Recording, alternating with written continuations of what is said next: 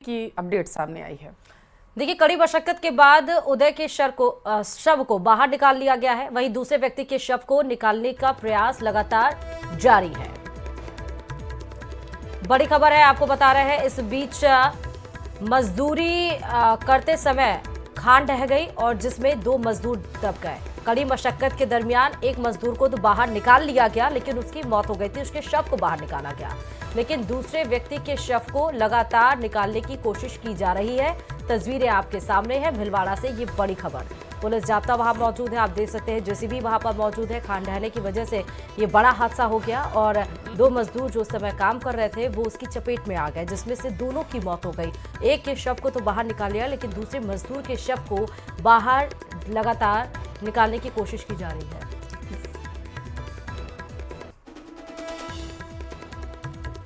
ज्यादा जानकारी के साथ संवाददाता राहुल इस खबर पर जुड़े हुए हैं। राहुल, बड़ा हादसा हो गया है, ये हुआ कैसे? लेकिन जी बिल्कुल, देखा जाए तो ये कल शाम की घटना है। ये 2 लोग उस खान में गए थे और खान अचानक ढह जाती है और जो बड़ा एक बहुत ही विशालकाय पत्थर होता है उसके नीचे ये दब जाते हैं और खान बाहर निकलने का इनको कोई मौका नहीं मिलता है। लगातार जो मांडल के सीईओ है मेघा गोयल और जो मांडल थानाधिकारी राजपाल सिंह और जो बागुड़ थानाधिकारी है कड़ी मशक्कत करते हैं। पुलिस मेहनत करती है, बाहर निकालने के बाद निकाल नहीं पाती है। फिर अजमेर से एसडीआरएफ टीम को बुलाया जाता है, जिसमें राम रतन और अशोक जो है वो अपनी टीम को लेकर वहां पे पहुंचते हैं और लगातार देर रात तक रेस्क्यू ऑपरेशन चलाया गया और सुबह भी रेस्क्यू ऑपरेशन अभी भी जारी है। और उसमें से जो एक व्यक्ति है उसके शव को वहां से निकाल लिया गया है और लगातार दूसरे व्यक्ति के जो शव को निकालने का प्रयास किया जा रहा है। रात भर देखिए अंधेरा था तो कई प्रकार की अड़चने सामने आई और ये जो खदान है इसे अवैध बताया जा रहा है, चारागाह भूमि को बताया जा रहा है और पत्थर की खदान है। तो कहीं ना कहीं जो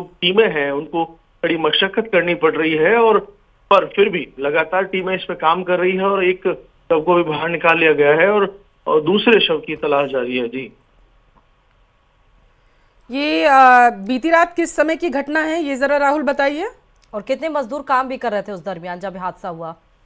जी देखिए, इसमें मजदूर काम नहीं कर रहे थे। 2 वहां पर लोग उतरे थे पत्थर निकालने के लिए वहां से। हाँ। फिर अचानक जब वहां पर ये हादसा हो जाता है और ये वहीं फंसे रह जाते हैं और उसके बाद लगातार जो पुलिस अधिकारी हैं, आला अधिकारी हैं, अपने प्रयास करते हैं पर देर रात तक उन्हें कुछ हासिल नहीं होता है। तो एसडीआरएफ टीम को बुलाया जा रहा है। तो फिर संयुक्त रूप से एसडीआरएफ की टीम और पुलिस द्वारा सर्च और रेस्क्यू ऑपरेशन चलाया जाता है और ये देर रात तक चलता है और अभी सुबह भी ये लगातार जारी है। उसी दौरान इनको एक छोटी सी सफलता मिलती है जिसमें एक शव को ये बरामद कर लेते हैं, पर अभी भी जो दूसरा व्यक्ति है उसका शव वहां पर फंसा हुआ है और उसे लगातार निकालने के प्रयास किए जा रहे हैं। राहुल, आपने स्थितियों को देखा होगा जाकर के, जरा ये बताइए इसमें लापरवाही किसकी मानी जाए? क्या सुरक्षा के माकूल इंतजाम आपको वहां पर नजर आ रहे थे?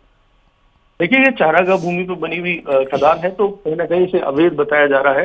अवैध खदान है पत्थर की, तो लगातार ग्रामीणों ने उसका विरोध भी किया था और अब ये सारी चीजें सामने आ रही है। तो कहीं ना कहीं आने वाले समय में जो भी इसके पीछे होंगे, जो लोग इसके पीछे होंगे, इस खदान के पीछे होंगे, जिन्होंने खदान को उनके नाम सामने आएंगे। बिल्कुल राहुल, बहुत शुक्रिया आपका महत्वपूर्ण जानकारी साझा करने के लिए। कि भाई जीतू चंबल और उसके एक साथी को गिरफ्तार कर लिया, जिनके कब्जे से हथियार बरामद हुआ है।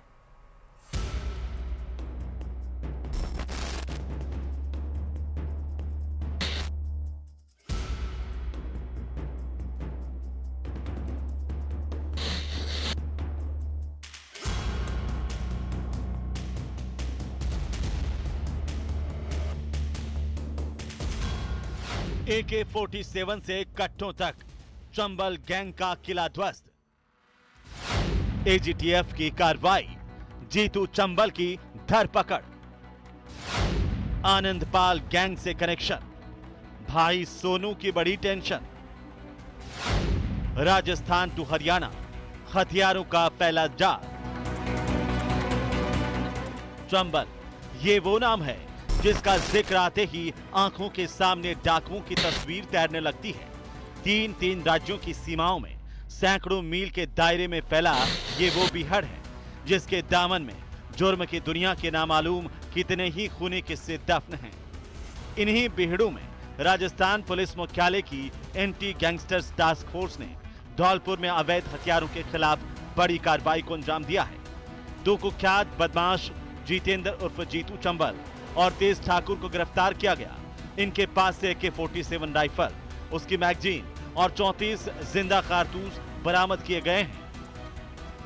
हालांकि पुलिस की घेराबंदी देखकर रामदत्त उर्फ सोनू चंबल फायरिंग करते हुए मौके से फरार हो गया।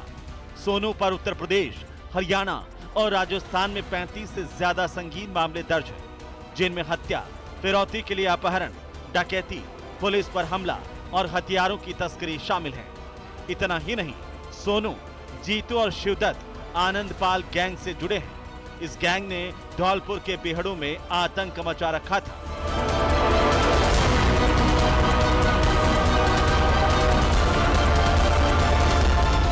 दरअसल 8 मई 2025 को AGTF और धौलपुर DST की टीम ने राजाखेड़ा थाना इलाके के सदापुर गांव के बिहड़ों में एक संयुक्त सर्च ऑपरेशन चलाया, जहां कुख्यात बदमाश रामदत्त ठाकुर और उसकी गैंग से पुलिस की मुठभेड़ हुई, जिसमें कुख्यात डकैत माधव सिंह को पुलिस ने पकड़ लिया।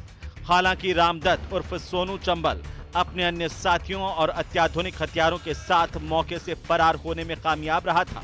इसके बाद से ही इन बदमाशों की तलाश में सर्च में तेजी आई और हाल ही में रामदत्त को हरियाणा पुलिस ने गिरफ्तार किया था।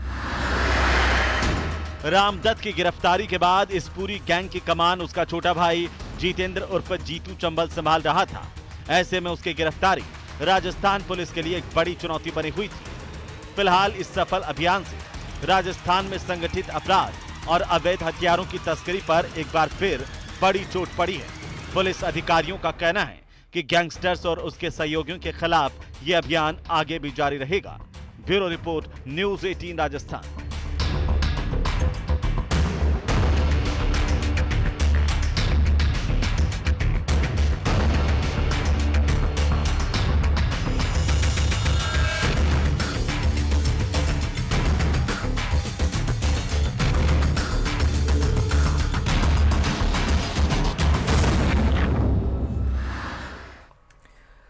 देखिए, सीकर से बड़ी खबर है। दो बच्चों की फार्म पोंड में डूबने से मौत हो गई है, ऐसी जानकारी निकलकर सामने आ पा रही है। पडोली गांव में पौंड में डूबने से 2 बच्चों की मौत हुई है। रात को दोनों के शव बाहर भी निकाल लिए गए हैं। जितेंद्र भोपा और कृष्ण भोपा की रूप में दोनों मृतक की पहचान हुई है, जिसकी मौत बताई जा रही है। पौंड में डूबने से 2 बच्चों की मौत की खबर, और परिवार में जब ये जानकारी मिली तो शोक की लहर देखने को मिली। फिलहाल 2 बच्चों की पोखरे में डूबने से मौत बताई जा रही।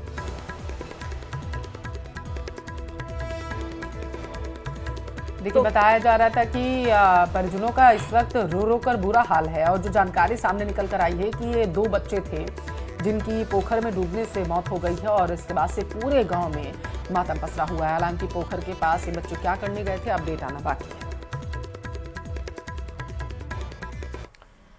और इस बीच राजधानी जयपुर से भी बड़ी खबर है। कोविड पॉजिटिव महिला पाई गई है, जिसकी डिलीवरी होनी थी, और संक्रमण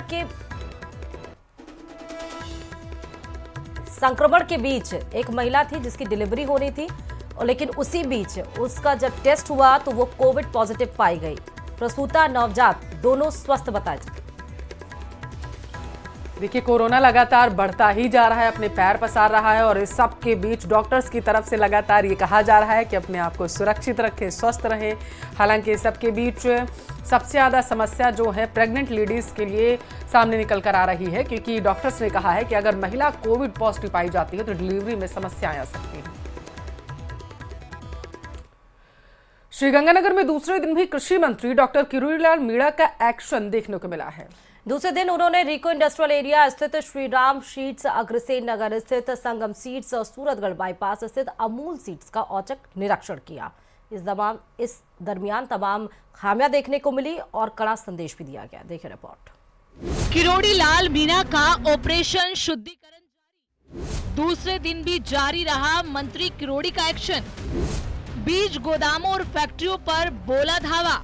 श्री गंगानगर में दूसरे दिन भी मंत्री किरोड़ीलाल मीणा का ऑपरेशन शुद्धिकरण जारी रहा, जहां उन्होंने नकली बीज बेचने वाले माफिया के खिलाफ बड़ी कार्रवाई की। उनकी ये कार्रवाई पहले से ही चल रही नकली खाद और कृषि उत्पादों के खिलाफ मुहिम का हिस्सा है। दूसरे दिन की कार्रवाई के दौरान भारी गड़बड़ी मिलने पर श्रीराम सीड्स फैक्ट्री समेत कुछ इकाइयों को सील कर दिया गया। छापेमारी के दौरान भारी मात्रा में नकली, एक्सपायरी और घटिया गुणवत्ता वाले बीज बरामद हुए। इतना ही नहीं, एक्सपायरी बीजों को नई आकर्षक पैकिंग में भरकर बेचने का गोरख धंधा चलते मिला, जबकि कुछ जगहों पर बीजों को चमकीला दिखाने के लिए उन पर लाल रंग चढ़ाया जा रहा था, जो सीधे तौर पर किसानों के साथ बड़ा धोखा है। सीड को खतरनाक केमिकल से पेंट करना, उसको चमकाना, उसकी चमक दमक देख के किसान उसको खरीद लेगा, जिसमें अपना मूंग है, ग्वार है, ज्वार है, ऐसे जो है उनको जो कलर शाइनिंग देनी हो वो कलर करते हैं। कलर बीज के लिए भी खतरनाक है, उसका जर्मिनेशन प्रॉपर नहीं होता। वो जमीन के लिए भी खतरनाक है, क्योंकि वो जमीन पर उसकी परत बन जाती है और जमीन ऑलमोस्ट लंबे समय तक यूज करेंगे तो बंजर हो जाती है। और किसान के लिए और उपभोक्ता के लिए भी वो खतरा है। मैं आप खाएंगे ऐसा उनको तो आप जानते हो कैंसरस डिजीज होंगी, और इसमें सबसे ज्यादा मार है किसान। मंत्री किरोड़ी लाल मीणा ने श्रीराम सीड्स के अलावा संगम सीड्स और सूरतगढ़ बाईपास स्थित अमूल सीड्स का औचक निरीक्षण किया। इस दौरान एक ही परिसर में सीड्स के साथ फर्टिलाइजर और पेस्टिसाइड्स का काम होते मिला, जो गैर कानूनी है। मंत्री किरोड़ी लाल मीणा ने साफ शब्दों में कहा कि ये दुर्भाग्यपूर्ण है कि कुछ लोग चंद पैसों के लालच में हमारे अन्नदाताओं की मेहनत पर पानी फेर रहे हैं। उन्होंने मौके से जब्त नमूनों की जांच रिपोर्ट आने के बाद सख्त कार्रवाई के निर्देश दिए। मंगलवार को मंत्री किरोड़ी लाल मीणा ने 8 बीज कंपनियों का औचक निरीक्षण किया था। निरीक्षण के दौरान बीज निर्माता कंपनियों में भारी अनियमितताएं मिली। बहरहाल इस कार्रवाई से श्रीगंगानगर समेत प्रदेश भर के बीज, खाद और उर्वरक निर्माता कंपनियों में हड़कंप मचा है। वहीं किरोड़ी लाल मीणा ने कहा कि पूरे मामले को लेकर वो बेहद गंभीर हैं और जिस किसी अधिकारी या कार्मिक की नकली बीज, खाद और उर्वरक बनाने वाले निर्माताओं से मिली भगत मिलती है तो उसके खिलाफ भी कड़ी कानूनी कार्रवाई की जाएगी। श्री गंगानगर से न्यूज़ 18 राजस्थान के लिए अशोक सिंह की रिपोर्ट।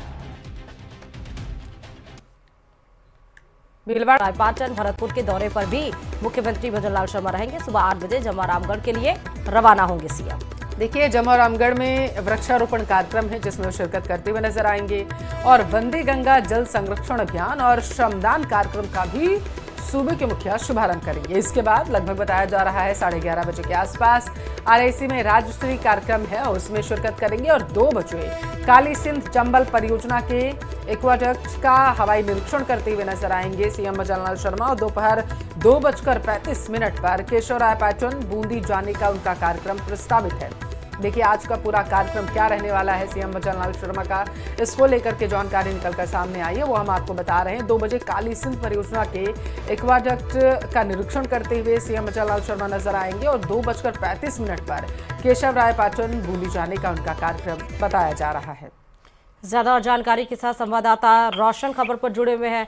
रोशन, आज सीएम के ताबड़तोड़ कार्यक्रम है, जरा विस्तार से बताइएगा।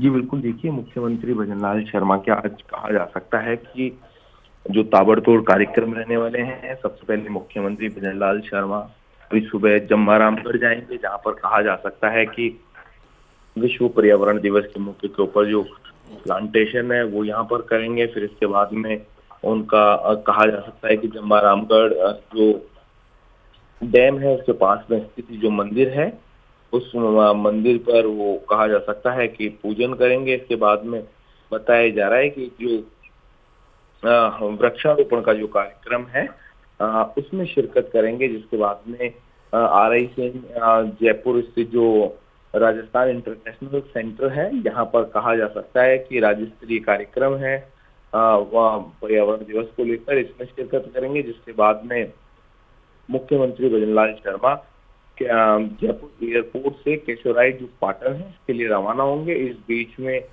मुख्यमंत्री भजनलाल शर्मा जो है वो हवाई सर्वे भी करेंगे।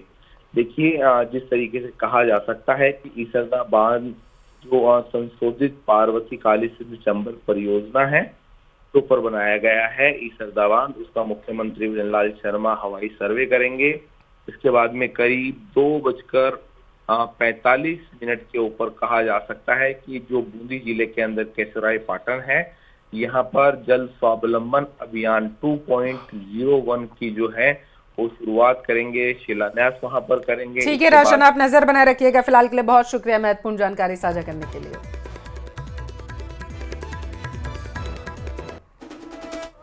सीएम भजन लाल का महासंकल्प, हर गांव, हर शहर जल संरक्षण, जल चेतना का बजेगा बिगुल, वंदे गंगा अभियान, जल संरक्षण से समाधान। राजस्थान की जल संकट की चुनौती से निपटने के लिए मुख्यमंत्री भजनलाल शर्मा जयपुर से वंदे गंगा जल संरक्षण जन अभियान की शुरुआत करने जा रहे हैं। विश्व पर्यावरण दिवस और गंगा दशहरा के मौके पर इस अभियान का शुभारंभ होगा। तो वहीं गंगा दशहरा से पहले सीएम भजनलाल ने एक वीडियो जारी कर प्रदेश वासियों को गंगा दशहरा और विश्व पर्यावरण दिवस की शुभकामनाएं दी। लोगों से आह्वान किया कि वो इस पखवाड़े में ज्यादा से ज्यादा समय जल संरक्षण और पर्यावरण रक्षा के कार्यों में लगाएं। इस बार 5 जून को पर्यावरण दिवस के साथ ही गंगा दशहरा भी है। गंगा दशहरा जिस तरह से मनाया जाता है और इसके अगले दिन निर्जला एकादशी भी है, इस प्रकार से ये संयोग है कि दोनों पर्यावरण दिवस और गंगा दशहरा एक साथ आए हैं। भगवान हम सबको पानी की महत्ता की याद दिलाकर हम सभी से जल संरक्षण की ओर विशेष रूप से ध्यान देने की ओर इशारा कर रहे हैं। इस दौरान ग्रामीण विकास एवं पंचायती राज विभाग समेत कई विभागों को 56 करोड़ 49 लाख की सौगात मिलेगी। 1778 कार्यों का लोकार्पण और अवलोकन किया जाएगा। कई विभागों को करीब 99 करोड़ की सौगात मिलेगी। 1500 राजस्व गांव में पौधारोपण भी किया जाएगा। सीएम सबसे पहले जयपुर के जंबा रामगढ़ में पौधारोपण करेंगे, तो वहीं रामगढ़ बांध पर श्रमदान करेंगे। इसके बाद वो विश्व पर्यावरण दिवस के मौके पर राजस्थान इंटरनेशनल सेंटर में आयोजित होने वाली राज्य स्तरीय कार्यशाला को संबोधित करेंगे, जबकि मुख्यमंत्री यहां से बूंदी के लिए रवाना होंगे, जहां वे केशव राय पाटन में वंदे गंगा जल पूजन, चुनरी महोत्सव और कलश पूजन कार्यक्रम में शिरकत करेंगे। समारोह में जल स्वावलंबन अभियान 2.0 के अंतर्गत बूंदी जिले के विभिन्न विकास कार्यों का लोकार्पण और शिलान्यास किया जाएगा। वो यहाँ केशवराय भगवान मंदिर में पूजा अर्चना भी करेंगे। 6 जून को निर्जला एकादशी पर जल सेवा, 7 से 9 जून तक प्रभात फेरियां और अमृत सरोवर की शुरुआत, 10 से 19 जून के बीच जल संरक्षण के तकनीकी उपाय पर फोकस, 20 जून को अभियान का समापन होगा। अब देखना होगा कि वंदे गंगा अभियान से राजस्थान जल संरक्षण में कहां तक पहुंच पाता है। सीएम की अपील कितना रंग लाती है। जयपुर से रोशन शर्मा की रिपोर्ट। चलिए खबरों में आगे बढ़ते बताते चले कि जोधपुर एम्स से मुन्ना भाई गिरफ्तार किए गए हैं। एम्स से एमबीबीएस कर रहा था सचिन गोरा। एम्स के हॉस्टल नंबर 6 से इसे दस्तयाब किया गया। आरोपी सचिन और डमी अभ्यर्थी अजीत से पूछताछ भी होगी और ये देखिए यही वो जगह है जहां से इसे गिरफ्तार किया गया है। नीट 2020 में अजीत गोरा को डमी अभ्यर्थी बनाकर बिठाया गया था। पुलिस को दस्तयाब के दौरान विरोध का सामना भी करना पड़ा। 15 दिन पहले जयपुर के चौमू थाने में मुकदमा दर्ज हुआ था। आरोपी के किसी रिश्तेदार ने जयपुर में ये केस दर्ज कराया था और अब उसकी गिरफ्तारी हो गई है। एम्स के हॉस्टल नंबर 6 से इसको दस्तयाब किया गया।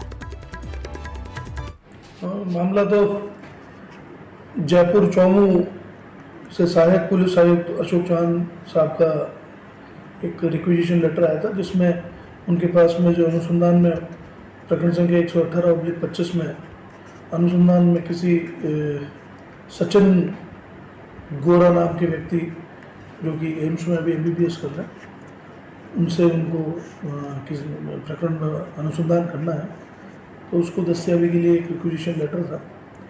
उसके लेटर के अनुसार हमने सचिन गोरा को दस्तयाब किया और जयपुर से टीम रवाना हुई है। आगे अनुसंधान अधिकारी इनसे अनुसंधान करके अगली कार्रवाई करेंगे।